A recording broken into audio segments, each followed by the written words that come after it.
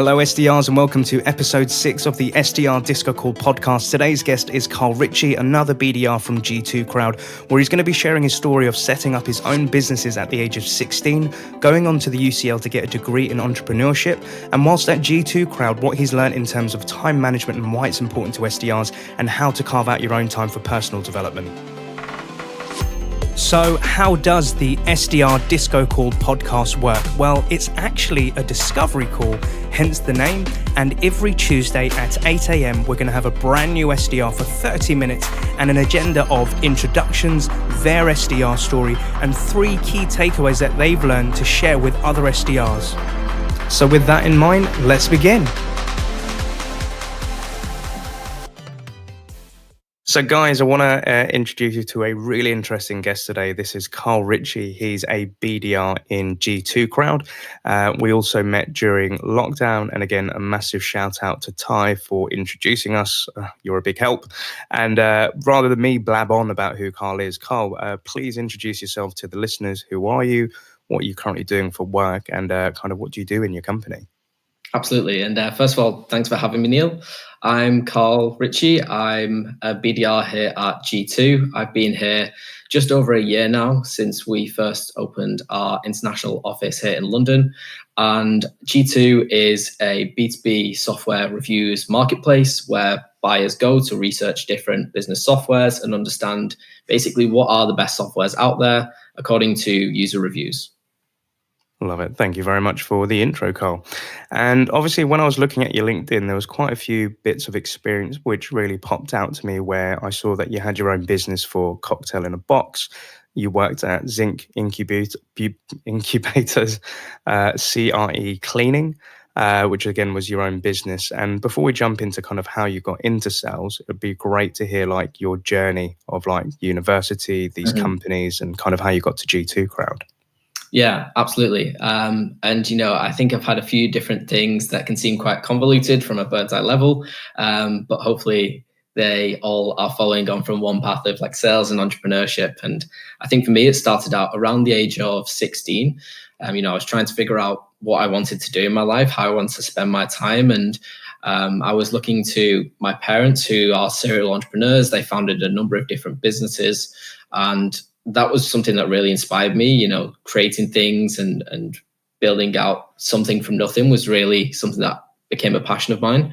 And at that time, I was studying business studies at college and wanted to go to a university, and was trying to figure out what can I do that will differentiate me and increase my chance of actually getting into the university I want. And the obvious thing for me was to actually start a business, right? Let's go out and do this thing and figure out what it means to actually found a business. And so I was looking for different ideas of things that I could do. And one day my dad came to me actually complaining about the pricing that they were paying for this certain type of cleaning in the restaurant chain that he worked for. And so, I suggested, I can go out and buy this bit of equipment. It'll cost a few £100 and I can set up a company. And how about, I'll do it in replacement of these other businesses for, let's say, half the price. Would that be a fair deal?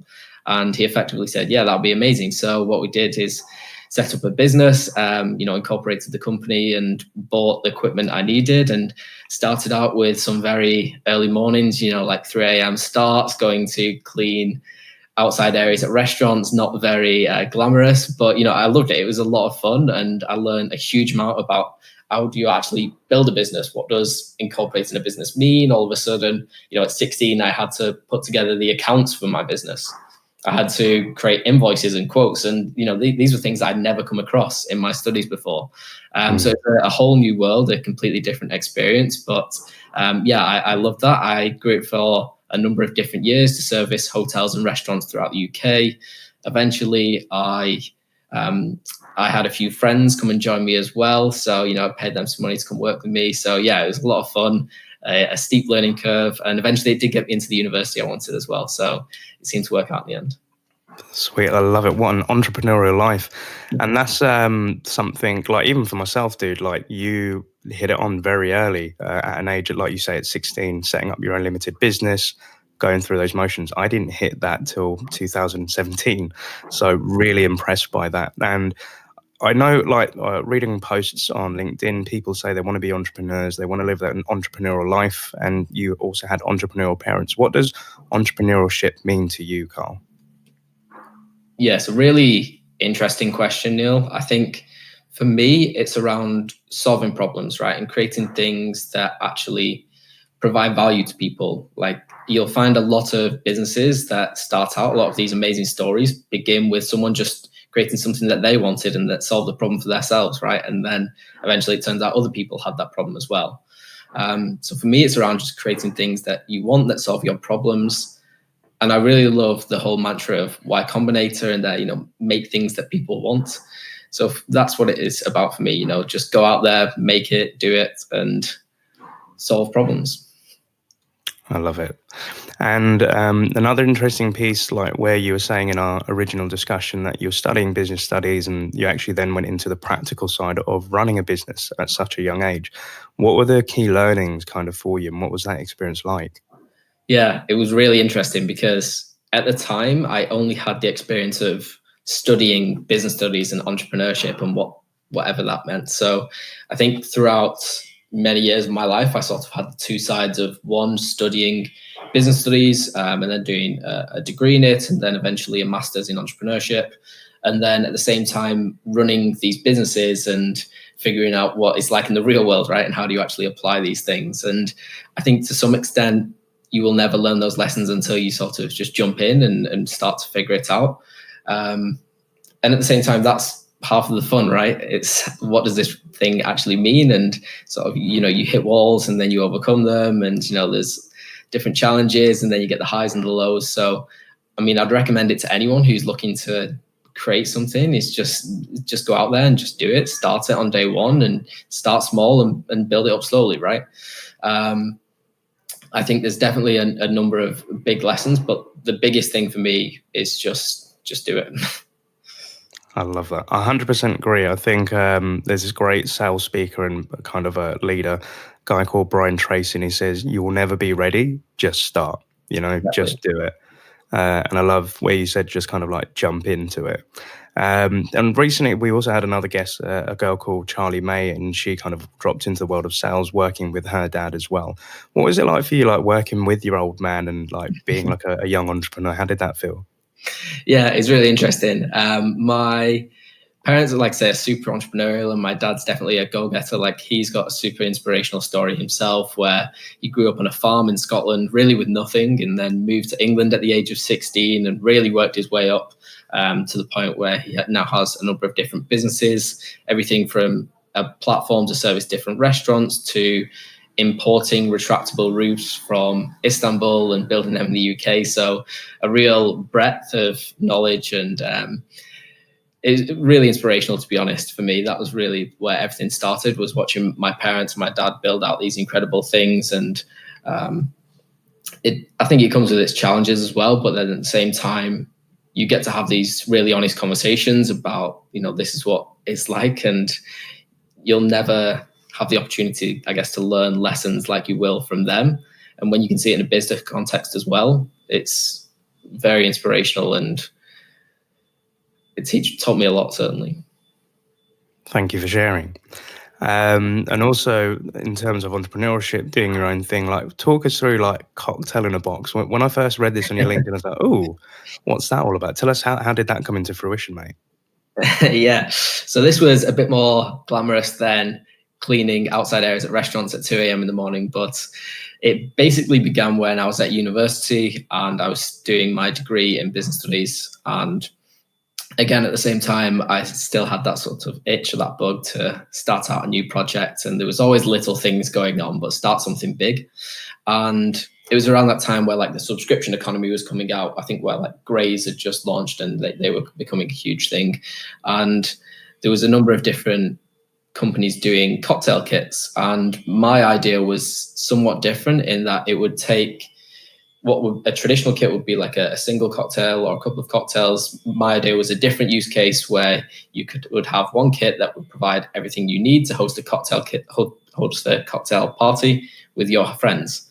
And it really began just from that idea. And initially just bringing together everything that we need in like one cardboard box.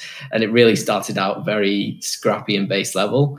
And initially we did some tests, which are a lot more fun than testing out like different cleaning materials anyway. And yeah, really just started building up the branding. I did everything around basically just on Microsoft Word and Excel. Reached out to a few different packaging companies. At the time, my dad was doing importing roofs from Istanbul as well. So we found out some packaging manufacturers in Turkey that we could actually import to the UK to make these cocktail kits. And we initially just launched. So it was very grassroots base level, starting from nothing and just trying to, grind it out one at a time and reaching out to different people. And eventually started to sell them all across the UK and ran that for a number of years. And then a couple of years ago, I ended up selling that business. Wow. I love this. A couple of points there that I loved is obviously the launch of the subscription economy. Mm-hmm. And it's mad to think 10 years ago, I was that SDR in London that was actually getting the word out for subscription economy when working at Zora. And you said you're doing it with mates, it's a grassroots business, and you actually sold the business, which is freaking amazing as well. One question I'd love to ask you is, like, obviously with people that have ideas, they kind of want to grow and do their own businesses. A lot of our friends may sometimes look at us like, you're nuts, like, get real, get with reality. Come on, you got to, just go get a job, do university and just do kind of what we're all doing. Were there any sort of challenges that you found from your friends, or how did they kind of support you in these ambitions and aspirations that you had?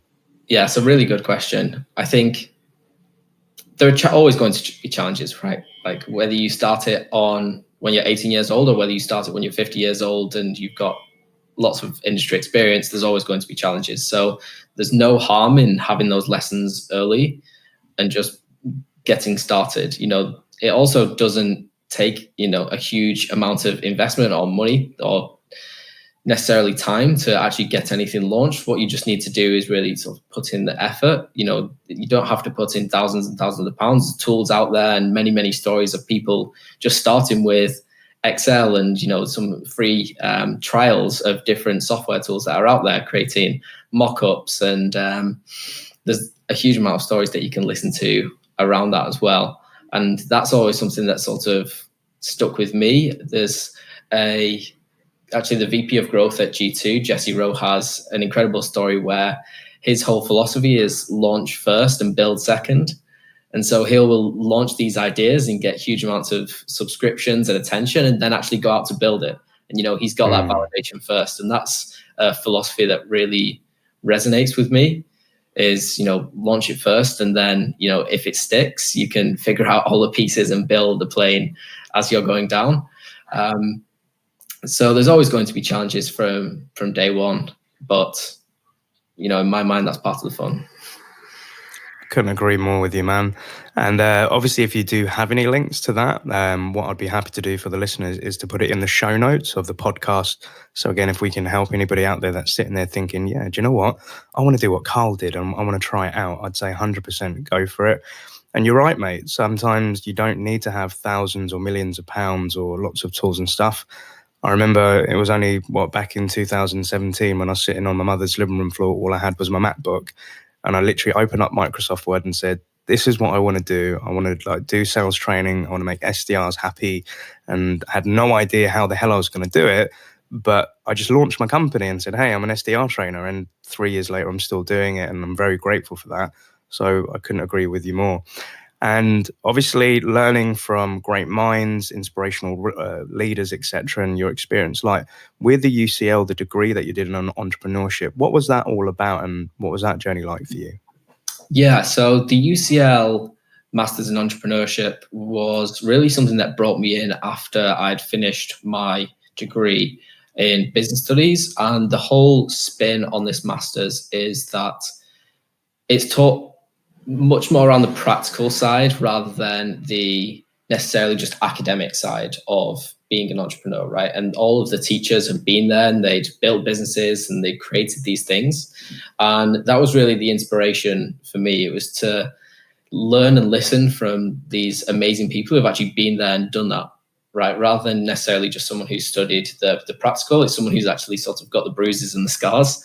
And that was an incredible opportunity to learn from these people who've been there and done that, whether that was in marketing and building out different tests that you can run, or whether that was around different financial models and early stage business models and how you can test them.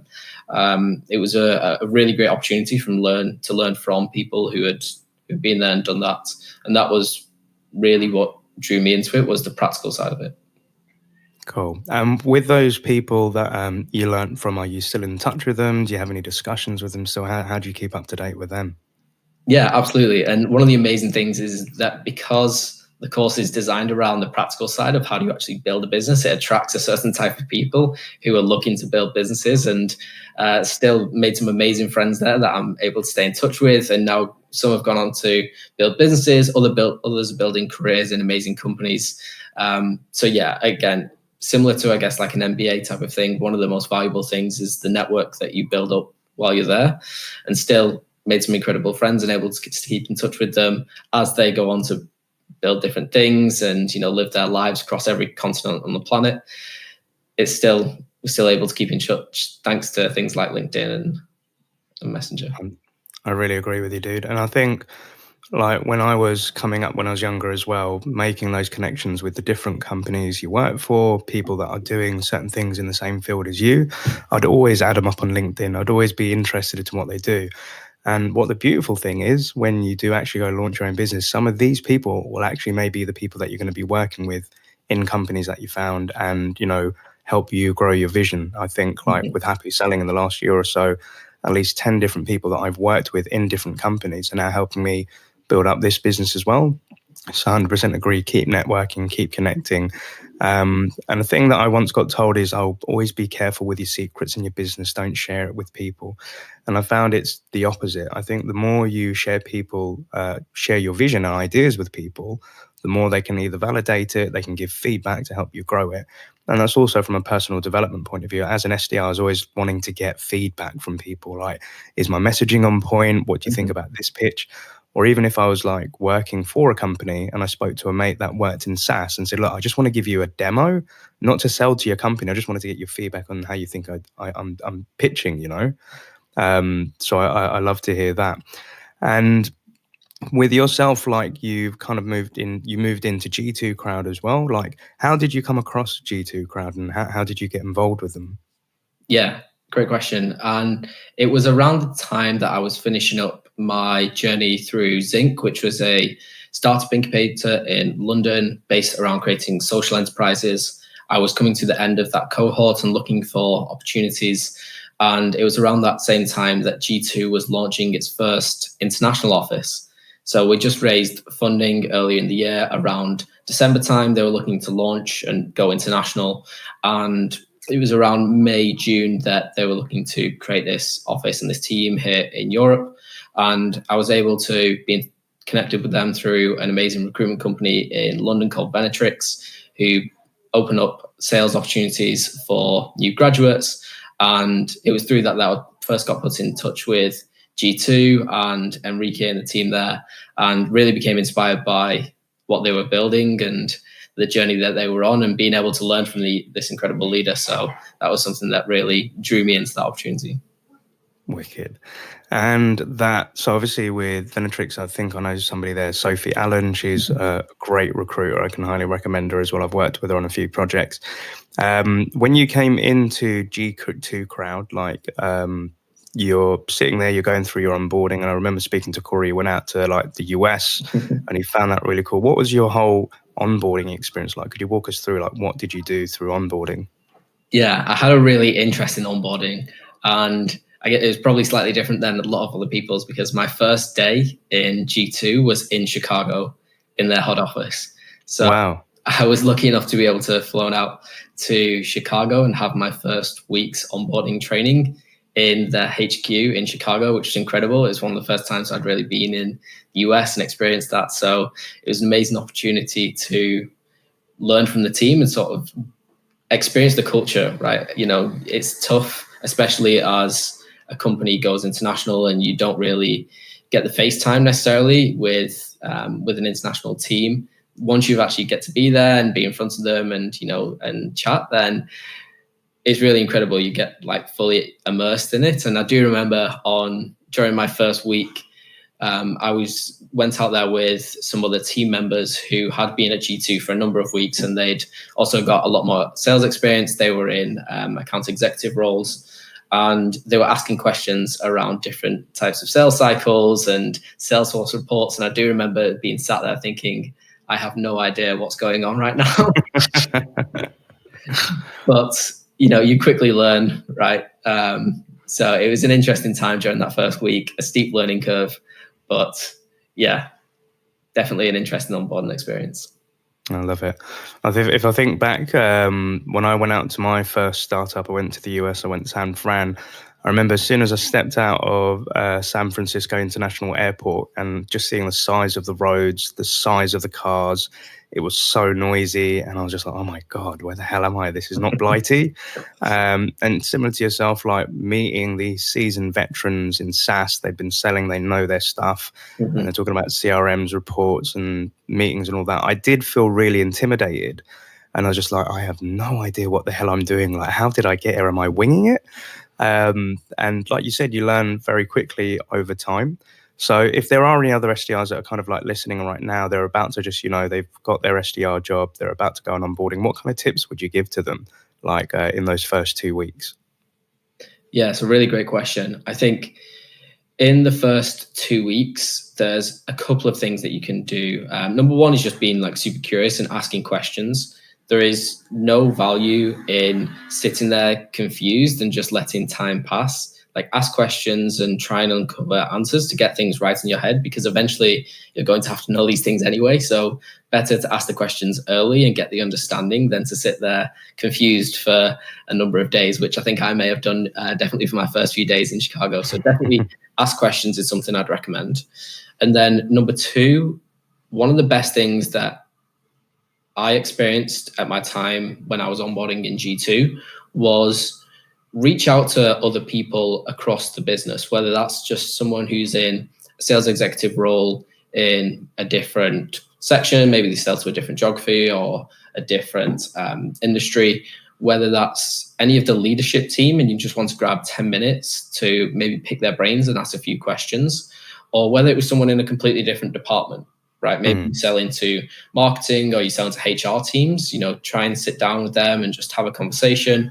And you'd be surprised how open people will be. Like, it's very easy to think as someone who's coming into the business, like, oh, I don't want to bother any of the leadership team. They're not going to want to speak to me. But in reality, they're here to help you. That's what their job is. It's what they want to do.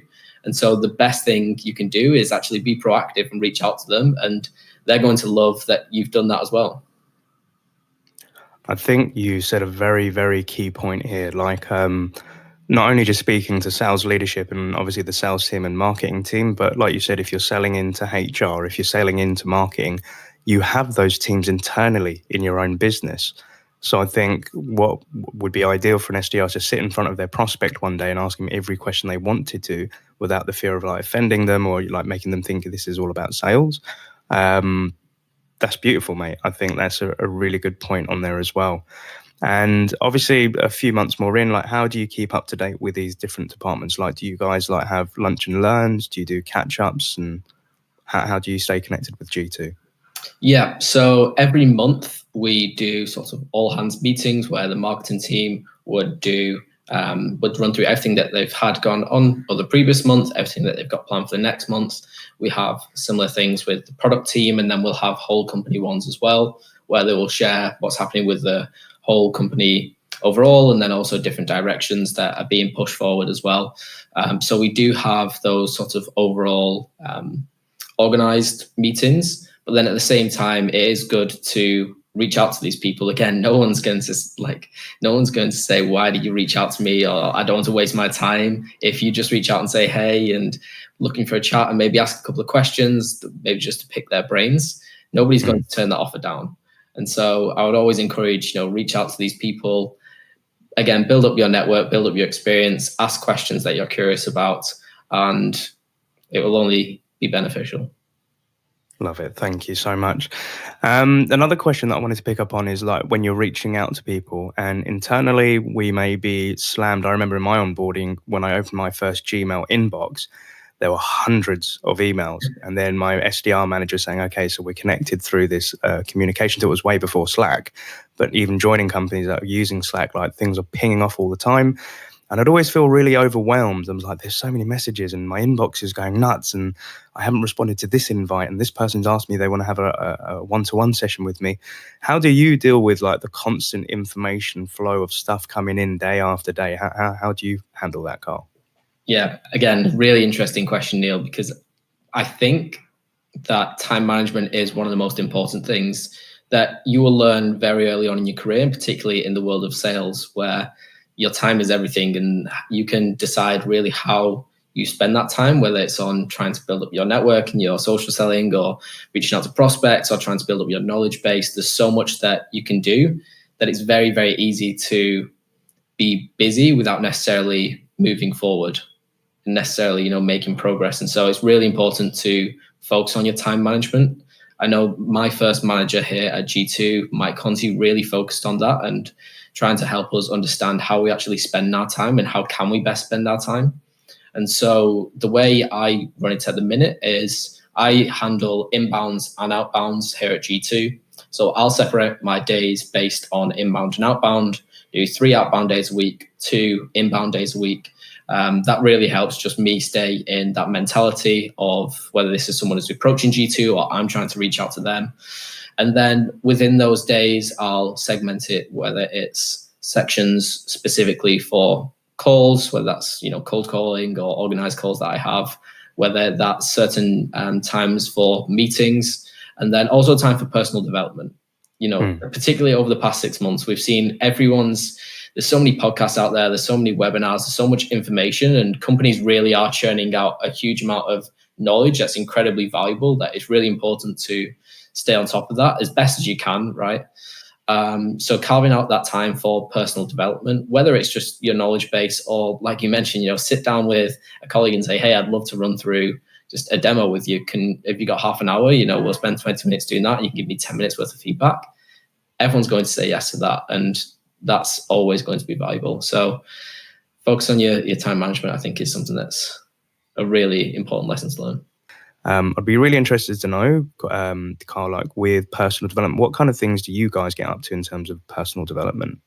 Yeah, there's a number of different things. And, just speaking to that point, Neil, I totally agree in finding out what works best for you in terms of that, carving out that time, whether it's, that first half an hour of a day where, you're going to be super switched on and you can ingest that. Or for me, I find that, 6 p.m. is the best time. I've got everything I need to do out of the way and I can really focus on that personal development. So find that time is, individual, and find out what works for you is really an important step.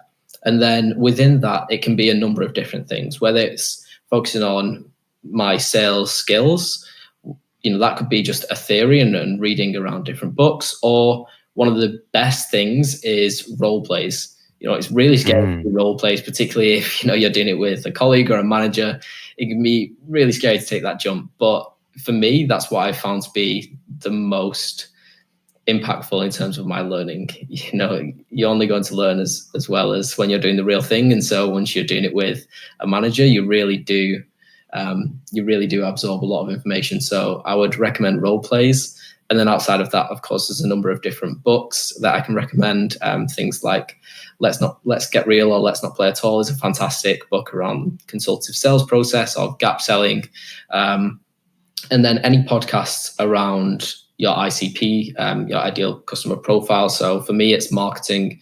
There's a number of different marketing leadership podcasts that I would recommend. But, for your world, if that's a CFO and there's certain podcasts that CFOs listen to, I'd recommend that as well. Solid advice, my man. I really love it. And with those are great books that you've mentioned. I'll definitely make sure that I put that in the footnotes of the show as well. And obviously, to be honest with you, Carl, I can honestly see you on this entrepreneurial journey, like even after G2, like in the future. I definitely know I'm going to be seeing you running some big company one day.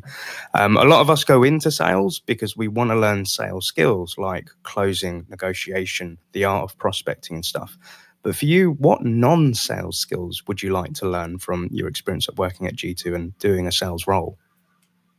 Yeah, that's a really interesting question. For me, the longer vision, like you mentioned, is around entrepreneurship and building up a business. And so there's so much that feeds into that. I think sales is a really central part to it. And so that is a key part of my focus. But then outside of that, there's almost everything, whether it's management and leadership and working in teams, or whether it's around product development and launching products or go-to-market strategies with marketing. So there's a huge amount around it. I think the number one thing outside of sales would be product development and learning how something is actually created and then launched. So focusing on, well, one thing that happens at G2 is they have a labs where they will test out these new ideas and then run these tests and then launch them. And learning that experience and being involved with that is something that's really impactful, and it's taught me a huge amount. I love it. And I think, to your point, sitting in those internal meetings, even if it isn't related to your actual role, I think it's really nice to sit on them because those are literally the blueprints of how to do it. Like the reason I've jumped from company to company to company over the years was at Zora, I wanted to learn about the subscription economy. We had to sell to the 5 guys in the room or 5 ladies in the room. So it'd be the CEO, the CMO, the CTO, the CIO, and the CFO. If we knew how to sell to these people, you've got a killer business, especially if you're running subscriptions. I remember when I went to work for Ritchie, it was a HR platform. So understanding how to do change management, how to understand working with employees, how to do a proper one-to-one with your team members as well. And I think when I worked for a company called Zarista, it was in the event tech space. So understanding how marketeers command a message, how they draw crowds in and how they collect all those lovely leads at trade shows, etc. I wanted to go for them, not just because I wanted to make a paycheck, but I wanted to learn how to do it. And I think you're in a fantastic company because I know of Goddard, like when I was an SDR and he first accepted my LinkedIn request, I was like, oh my God, he's a SaaS god, he's a SaaS veteran, definitely going to be learning a hell of a lot from him. And when I saw G2 like launching, I was so happy and to kind of meet you through here as well. Like, I think you're definitely in the right place, mate. And as mentioned, I'm calling it now. Like one day I'm going to see your face something on a huge product, and definitely you're going to be riding this entrepreneurial journey as well. And if you ever need any help, dude, and you want some advice or you want to soundboard with somebody, you can do that with me as well. But for the listeners out there that are going to be following you on your journey after this podcast, what's the best way to get in touch with Carl Ritchie? Yeah, the best way would be to reach me out on LinkedIn at Carl Ritchie. Yeah, that's the best way to recommend. Wicked. And again, I'll put that in the show notes if you want to connect with him. So as we're coming to the end of a great discussion, and 100% believe you're going to be a guest on this show in the future, what 3 bits of advice would you give to the Carl Ritchie who is just about to start his SDR journey to help him out? Sure. So the number one thing for me is experiment. Try different things, like at different times, different points in the year, different people. Different things will resonate, whether that's your messaging, whether that's your subject line, whether that's just your approach and the different channels that you use. Try out different things. I think one of the things that I learned at G2, which is, I guess, somewhat controversial in the world of BDR, is that the way I've seen my most success is maybe reducing the amount of touch points I have with each contact, but then increasing the number of contacts. Right. So I'm able to reach out to more people and I have less touch points with each, but that way I actually see more meetings coming through. And so I see more success that way.